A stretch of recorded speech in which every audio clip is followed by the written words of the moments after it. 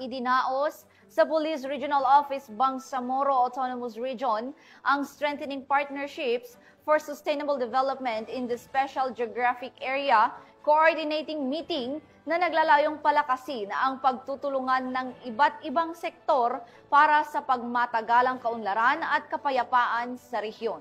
Magbabalita dyan si Patrolwoman Leonora Gawang. Bilang malakas na pagkakaisa, isang matagumpay na strengthening partnerships for sustainable development in the Special Geographic Area Coordinating Meeting ang isinagawa sa Multipurpose Center Camp Bijan sa Lipada, Cape Pendatun, Parang, Maguindanao del Norte nito lamang 13 ng Agosto taong kasalukuyan.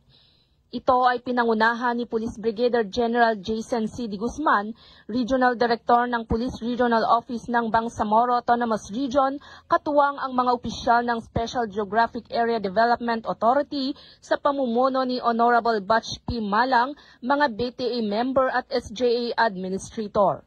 Tinalakay sa pagpupulong ang mga mahahalagang inisyatiba, suliranin at pagpapalawig ng magkakasunod na pagsusumikap upang isulong ang holistikong pagunlad at mapalaganap ang kapayapaan sa rehiyon.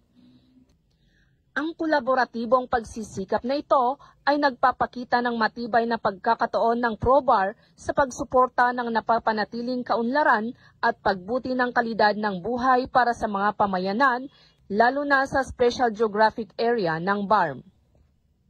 Mula rito sa rehiyon ng Bangsamoro, ako ang inyong Police News Network Correspondent, Patrolwoman Leonora Gawang, alagad ng batas, tagataguyod ng balitang pulis.